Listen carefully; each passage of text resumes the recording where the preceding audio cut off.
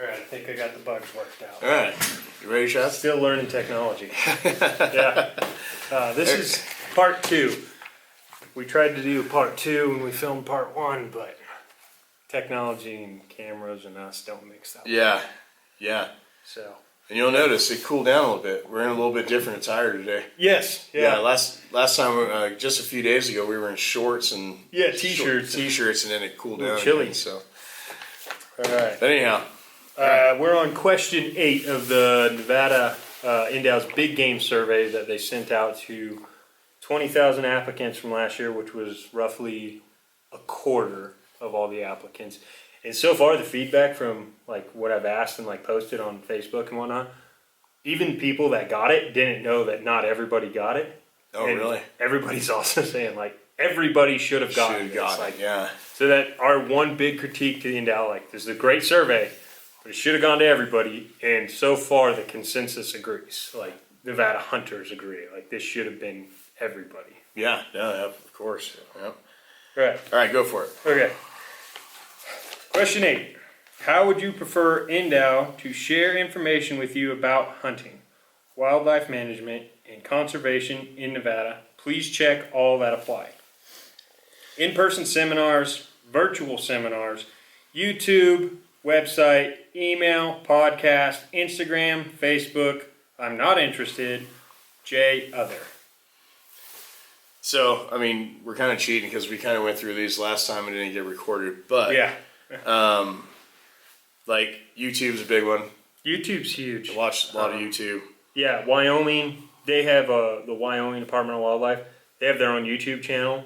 They post a lot of studies there. They talk about the deer herd, the healths, all that. Like, they have a really good YouTube channel. Really informative, yeah. Yep. So, I said email. I said email last time, but I'm one of those guys that, like, I don't just mass delete all my emails. I kind of look through them and I'm like, okay, that's important, that's not important. So. Well, an email's one of those things too. It's like, it's so easy for them to send out to everybody and just put them on, put everybody on an email list. So it's not going to hurt. Yeah. Even if only, say 20% of the people view their emails or even less, it's like, all right, it took you 10 minutes to send that email. So. Yeah. And it could refer you to a YouTube link. Yeah. Yeah. So. Yep. Yeah. The virtual seminars and the in-person seminars, I know some people like that. It's not really my thing. It's kind of tough. It's a time thing. Yeah, time thing. It's hard. Podcast. Oh yeah, this was something I said the last time. Nevada, NDOW has their own podcast. The thing I don't like about their podcast, I listen to it all the time, but the thing I don't like about their podcast is it's only half an hour long, and they just skim the top on a subject. They don't really go into depth or detail of what's going on. Really? You don't get a whole lot of information on it, and that's like the topics they talk about. You really got to do a deep dive. Like they should be hour and a half podcasts. Yeah, for sure, and probably go over feedback and Q&A stuff and what have you. Yeah. Yep. Instagram and Facebook. I know. We just talked about Facebook. Facebook. Yeah. I haven't looked at Facebook in years. Yeah, but you have an Instagram. Yeah, I have an Instagram. Yeah, so Instagram would be a good one. Yeah. And maybe there's still a lot of Facebook users out there. I don't know. Yeah. I know you do Facebook. Yeah. There's a lot of Facebook users out there, but again, those are ones where it's like it's really easy to post and it's not time consuming and it's just more information. Like my opinion, you want to mass blast the information. Yeah. So that everybody can get it. So you got to go through multiple channels, but you want everybody to have that information. And you can put links on Instagram and Facebook to like the NDOW website.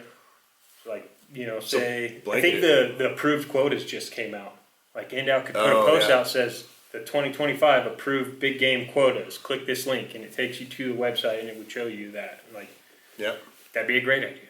Yeah, no, that's good. Yeah. Yeah, so all kinds of ways that you can people can get reached out to. And I think instead of focusing on one, like you want to use all of them. Yeah, because we just proved that there's people that use YouTube. You feed off some things, I feed off other things. Yeah, so. Everybody's different. They get their information from different sources. Yeah. All right, number 9. NDOW is considering launching a free phone app that would allow you to have a copy of all your active licenses, big game hunting tags, and regulations on your phone. Would you download and use a phone app like this if NDOW built it? Yeah. Yeah. It's yes, no, or I'm not sure. Yeah. Yeah. I will say with 100% certainty I would. I would use an app. Because Arizona and Utah both have an app. Yeah, and I use them. I use them. They're great. You don't have to worry about losing your little tag, you know. Showing up at deer camp, you're like, oh no, what's my tag? Like, everybody has their phone on them all the time. I was on Utah today because draw results should be coming out anytime now. So, and you can use those apps with no service. You just go in there, fill it out, you're done. Yeah, you have all your stuff downloaded. Mm-hmm. I think that's a great idea. Yeah, I think so too. Yeah, especially in a day like today where everybody has a phone. Yeah, exactly. All right. Question 10. The Nevada Youth License Fund. Hold on a second. Made that whoopsie daisy. Oh, timing. All right. We got it going. Question 10. The Nevada Youth License Fund is a 100% donation-driven program built to offer kids 12 to 17 years old a free 365-day youth combination hunting fishing license to the extent funding is available. On a scale of 1 to 5, how familiar are you with this program? Not at all familiar, slightly familiar, somewhat familiar, moderately familiar, extremely familiar. Yeah, and I wasn't familiar at all with it. So. Yeah. And we both have kids. Yep. Yeah. So I'm only familiar with it last year and this year. Really? That's it. Huh. I don't know when it started. I don't know how. Is there a waiting list? Do you have to put your name on a list? Like, how does that work? Yeah, I don't know. I couldn't tell you. Yeah. So, something to deep dive into. Yeah. And another question, another something that could be covered during a podcast or in like any kind of these other things we were just talking about. So. Yeah. How do you get Where's on the that information? list? Yep. I mean, I'll probably end up buying my boys their licenses. Yeah. You know, rather than use this program. I might as well just read I the would next say one. I'm somewhat familiar because I've heard of it the last 2 years. And I am not familiar at all with it. Okay.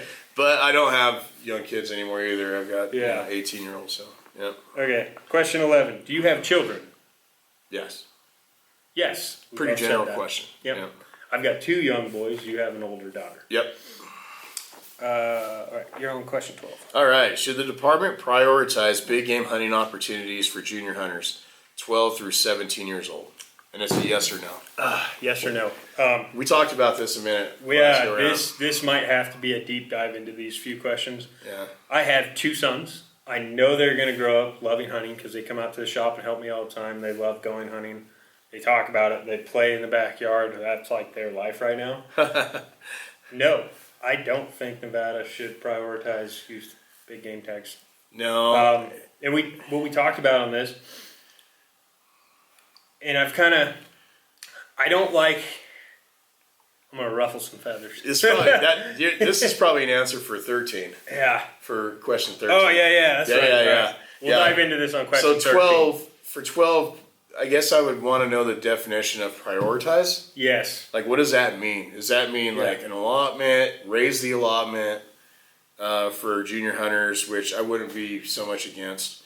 But 13 will cover kind of what I think what we're starting to dive into. Yeah. So it's a yes or no question. Yeah. I would have to understand what prioritize means. Yeah. To really answer well. If I was just getting this survey and I had young kids, I think I would lean towards yes, I want to prioritize my kids to be able to hunt. Yeah, but what if that prioritization meant every junior that applies gets a tag and then all the leftovers go to adults? Exactly, and that's why we need to understand that definition. That's a good point. Yeah. Yeah, but I will say right from the beginning, I'll say no. Yeah. Because juniors can apply for adult tags too. Yeah, they can. So let's do question 13. To offer Nevada junior hunters more opportunities to go big game hunting in Nevada, please let us know which of the following ideas you support. Check all that apply. Dedicating some antlerless mule deer tags to junior hunters. I'm going to stop right there and pound the desk and say no. Absolutely not. Quit killing doe deer. I'm with you on that. Most people are. Yeah. Okay. dedicating some antlerless cow tags to junior hunters, adding additional hunt days to junior mule deer hunt seasons, making junior mule deer tags in either sex. Again, pound the desk. No, quit killing does. Yep. I do not support any of these ideas or other fill in the blank. And yeah, like I said in the last question, I know I'm gonna ruffle feathers. Everybody, calm down. Don't get your panties in a bunch. I have 2 sons. Okay. So in regards to B, dedicating some antlerless cow tags to junior hunters, my brother's, my nephew, when he was 13, Yeah. the Wine Cup did offer special tags for the Wine Cup to only hunt the specific like fields for cows, and I thought that was cool. And at the time, you could harvest some cows and it wouldn't hurt anything. Yeah. So I think there's some discretion there, but Yeah. I'm not too against the cow stuff, but mule deer in this state need some help. Yeah. So I actually had a really good conversation with a client of mine, and he has kids, and he's raised kids through the junior hunts and whatnot. And we were both, we were talking, and we both kind of had like the same opinion when it came to it. I love that the juniors and the doe antelope tags, like I love that they can get those. Like they just made those predominantly junior tags. It's like 75%. Yeah, which I didn't know until you told me. Yeah. It's a good time of year to go because it's nice and warm. Mm-hmm. Doe antelope is the easiest big game animal to hunt. Not with a bow. Not with a bow. With a rifle, yeah. But like it's the easiest because you drive around. Yeah. You see a lot of animals. You get a lot of opportunity. Yeah. And then you get some, unlike you a get cow, some stalking in. You get some. You can practice some methods of hunting. And then unlike a cow elk, it's not a miserable pack out. Yeah. They don't weigh anything. So they get to learn how to gut it, how to skin it, how to pack it out. Yeah.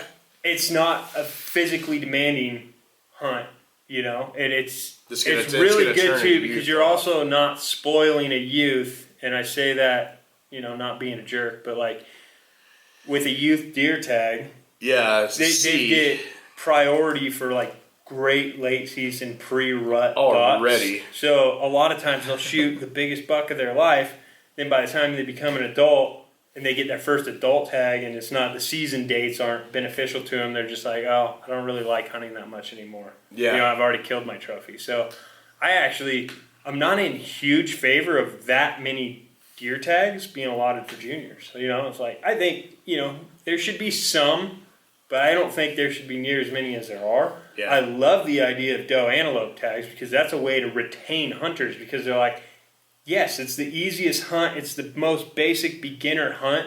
Yeah. And that's what you want the youth to get started on, and then you want them to progress slowly. You don't want to start them at the top of the mountain, and then they're fighting their whole life to try and get back to it. Yeah. You want to start them here where they can get better, have more success, do those harder hunts, hunt for them bigger animals. And honestly, with doe antelope, I stopped putting in for doe antelope like 3 years ago. I don't feel compelled to do it. But for a youth, I would enjoy the meat.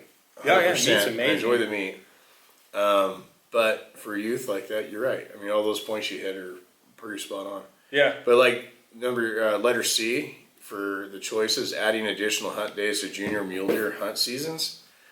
Yeah, not a fan. I'm not a fan of that. I definitely am not a fan of antlerless deer tags. We might do a breakdown on the board, a mathematical breakdown of why I don't think you should shoot does. Yeah. Basically, the whole $30 to 100, you can manipulate that if you don't have a control on one of them, right? Like, if to have that ratio, because nature tries to bust everything out at 50-50, right? Yeah. So as wildlife managers, they're trying to control it at 30 to 100, right? So if you don't control the doe species by like not hunting them, then it just makes the 30 number. Like if you're hunting does, I know I'm confusing people now. Yeah. If you're hunting does, you can manipulate that 30 to 100 ratio because if you over harvest bucks, then you can just harvest a bunch of does to get that 30 to 100 ratio back. Which we might see. And I'm not naysaying any of the biologists or anything like that. Yeah. We've seen it in our own backyard. Like, it doesn't make any sense to me. it doesn't make any to go sense to shoot me a either. bunch of does. Yeah, antelope are much more prolific than Yes. deer, and actually the wildfires and everything that's decimated a lot of deer habitat. The antelope thrive in that. Yeah, they're doing pretty so well. The antelope have been doing amazing. There was a unit I was in this last hunting season for early season deer guiding, and I could not believe the amount of antelope that were in that corner. It was amazing to me. 20 years of guiding, I never seen that many antelope in that country. So yeah, and it was burn. It was burn stuff. Yeah, and that's just where it's like the antelope. I don't feel guilty about shooting doe antelope because they're not struggling. We're the highest antelope population I think we've ever been at. Whereas like deer, we're at one of the lowest populations we have ever been at. So why do you need to kill the ones that make the deer the does? You know, it doesn't make any sense. Yeah. All right. Well, I'm sure we'll talk more about that one later. Yeah, we'll have to get into the weeds on that one. Yeah. All right. 14. I know we're ruffling feathers already. Well, yeah, it's okay. Post your comments. Make them funny if you're gonna trash talk us. Yeah. 14. In your opinion, on a scale of 1 to 5, 1 not at all important and 5 very important, how important are bonus points to increasing your odds of drawing a big game tag in Nevada? Now, just to put some precedence or some substance to this, this is a survey they send out to 20% Yep. of the population. 25%. 25%. So we're probably going to come at it from an educated standpoint. Most people will look at this and say, and draw their own conclusions from their experience of drawing tags, not drawing tags, things like that. So yeah. The choices are not at all important. They're of low importance for B. C, slightly important. Then D is moderately important. Oh, is there D? Very important. I'm not sure. There are a lot of people I know that are going to say I'm not sure because a lot of people don't understand exactly how the draw works. And after our last video, next year, we're going to have to do a very deep dive into the draw, how the whole draw system works. Yeah. Well, we try and break that down like as Barney style as possible. Because there was a lot of things like that first video was a little long-winded, I know, but I feel like we can break that into probably 10 different sections and cover literally everything from party hunts to how the draw works to bonus points, all that stuff. So I'm gonna, of course, we know. So I'm gonna say very important, but yeah, it's it's very important unless you get lucky. Unless you get lucky, know, there's nuance to it. There is. Like you said, if you have 0 points, you only get one name in the hat. Yep. If you have, and your odds increase exponentially. So if you have 7 points, like I have for antelope, you have 49. I have 49 on the bonus points, but then I have the 1 for that year's application. 50. So I have 50 names in the hat. Yeah. To try and get a high priority number. There's probably a lot of, and I've guided a fair share of people that are, especially non-residents. It's wild. Yeah. Where they're like 1 to 3 point holders, and they're like, "Oh yeah, it's great. I drew a dog tag." I'm like, you know how lucky you are, man. You don't even know how lucky you are. Yeah. All right, we're on question 15 now. Let's take a break there. I think we're working out the bugs on the camera. So okay, sounds good. Break it.